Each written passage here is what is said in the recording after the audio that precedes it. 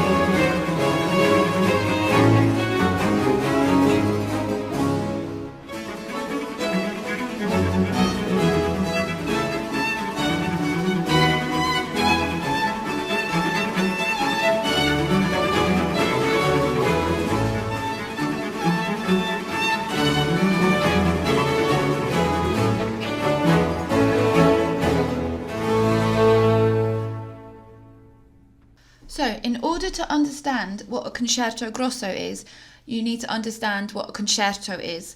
So just a reminder, concerto is a national four concept, meaning a soloist with an orchestra. So a concerto grosso is something to do with a soloist, but that word grosso means big.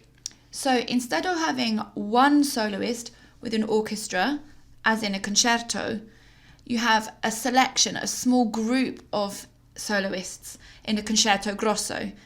So if you think of the literal translation of concerto grosso, meaning big concerto, instead of one soloist, you now have a concertino. So your third activity is to write down that a concerto grosso literally means a big concerto, and that instead of one soloist accompanied by an orchestra or a group of instruments, you now have a group of soloists. And that group of soloists is called a concertino. Please pause the video if you need to make notes on that. So let's go back to the beginning of this concerto grosso and identify those instruments that make up the concertino, the group of soloists.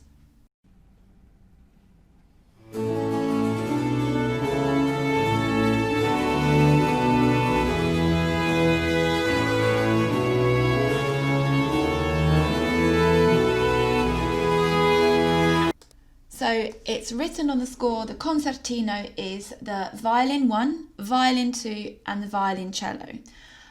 So two violins and a cello make up the concertino.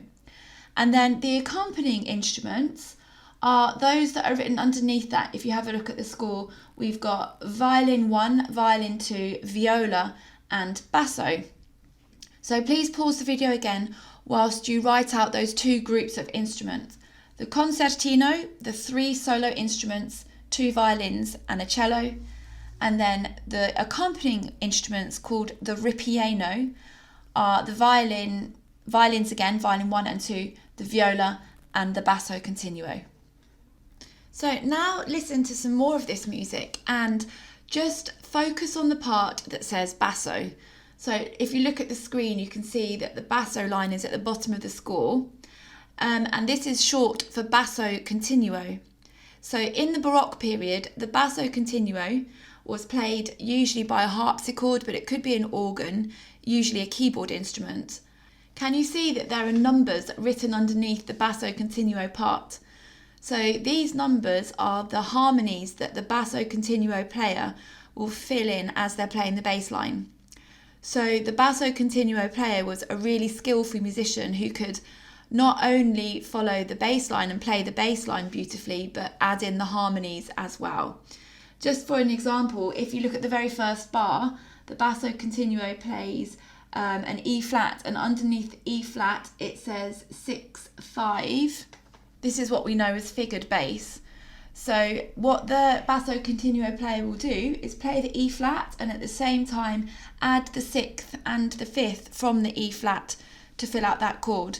Now, as there are two notes together there, the 6th and the 5th, there's a lovely suspension, so a bit of a crunch. And they'll also add the 3rd. Although that's not written, the basso continuo player will just know to add in the 3rd as well. So that's creating a chord on the 3rd beat of the bar. Anyway, listen to a little bit of the music and just follow that basso continuo line. Listen as hard as you can.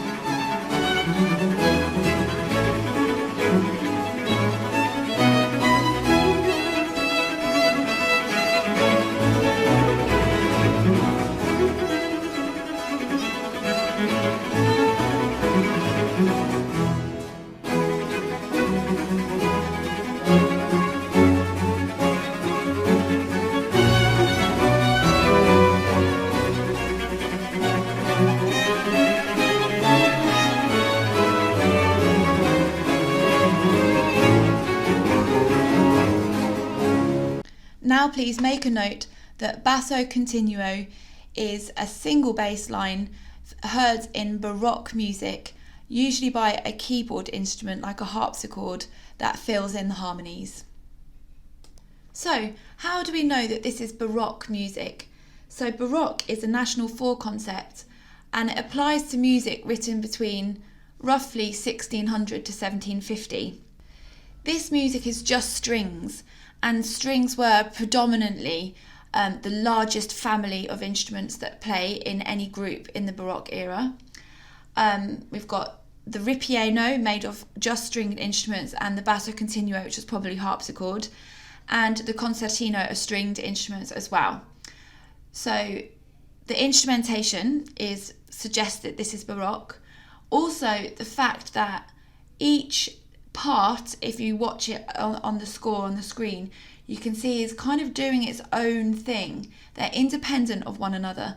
They fit beautifully together, but there's different rhythms and interesting parts for each instrument that plays, which is polyphonic texture.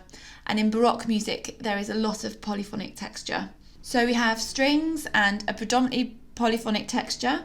That suggests that this is Baroque music, but also the harmony. So your next activity is to have a look at the score again and look at the key signature.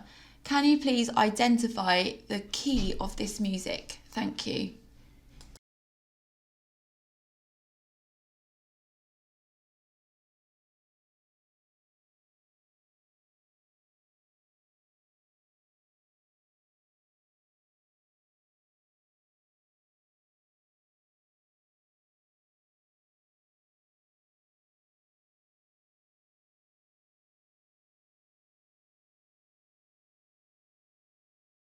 Listen to the following extract and identify the playing technique.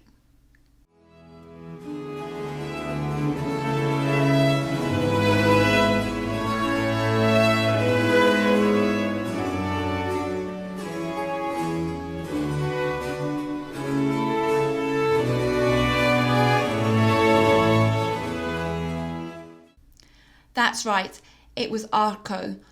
All the stringed instruments all the way through this piece are playing arco, which means drawing the bow across the strings of their instrument instead of plucking them, which is pizzicato. So the playing technique in this whole extract is arco. Now we've got 3 concepts to cover at the end of this tutorial, and that is perfect cadence, imperfect cadence, and contrary motion. And to go over cadences, we're going to go right back to the beginning of the piece again and just look at the first 4 bars. So as you know, cadences are heard in music at the end of a phrase. And the 2 National 5 cadences that we covered were imperfect cadence and perfect cadence. Please make a note of a perfect cadence ends on chord 1. So it's usually chord 5 moving to chord 1 at the end of a phrase, and it makes the phrase feel really nice and finished. So if you have a look at bar 4 of this Concerto Grosso, can you identify the final chord? So that's the final minim of bar 4. Please pause the video whilst you take a look. So you should have identified that the final chord of bar 4, the last minim, is the chord 1. It's F, A, C. If you just look at the concertino parts, you've got an F in the cello, an A in violin 2, and a C in violin 1, which nicely is the triad for an F major chord. So we've ended on chord 1, which indicates a perfect cadence.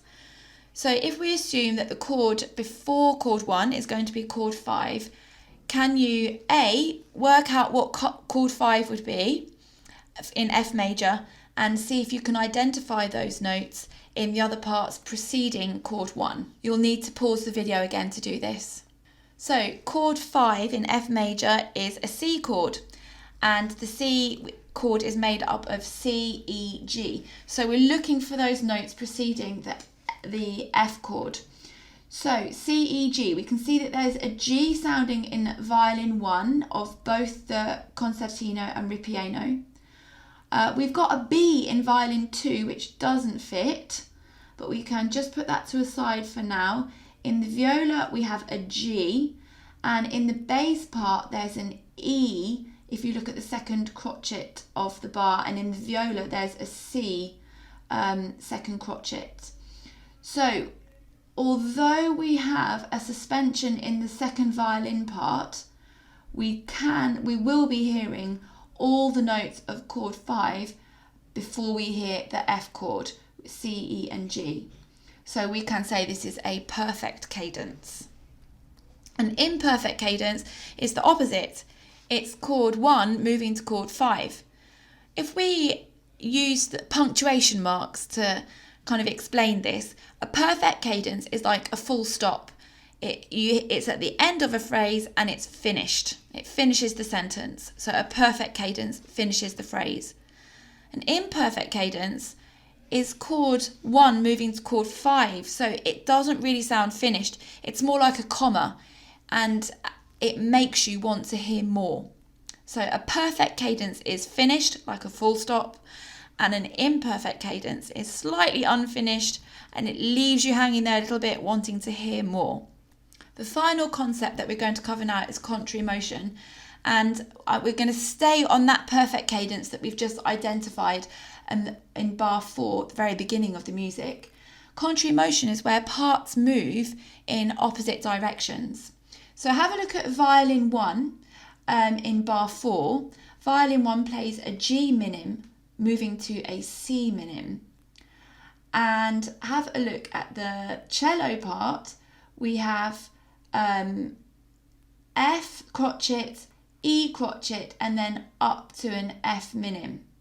So whereas the violoncello part moves up from an E to an F, the violin 1 part moves down from a G to a C.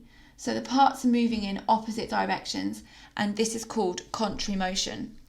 The example that I've just given you there is literally a minim, just one bar, but you can have contrary motion parts that move for whole phrases, and it's important that you listen out for those in the music. So your final activity is to listen to the whole concerto again and look at where parts are moving in opposite directions and make a note that this is contrary motion.